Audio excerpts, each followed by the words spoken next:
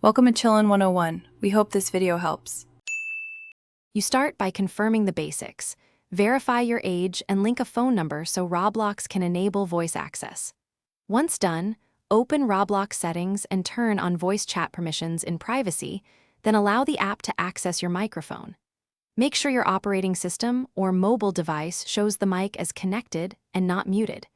You should test the microphone in system sound settings now. If it fails, fix drivers or permissions before moving on to in-app configuration.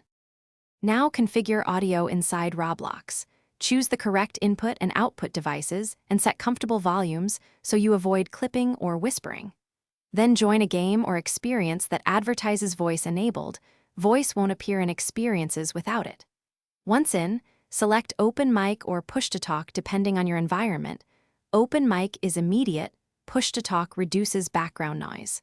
Also toggle spatial audio if available to get directional sound. Make subtle volume tests with a friend or a secondary device to confirm levels.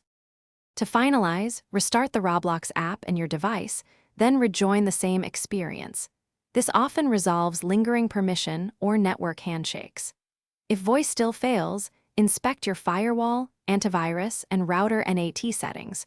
Roblox uses UDP/TCP ports that can be blocked.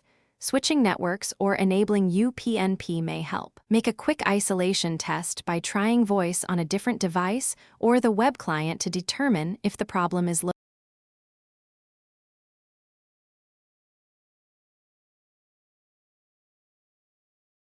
Thanks for watching. Consider subscribing if we helped you.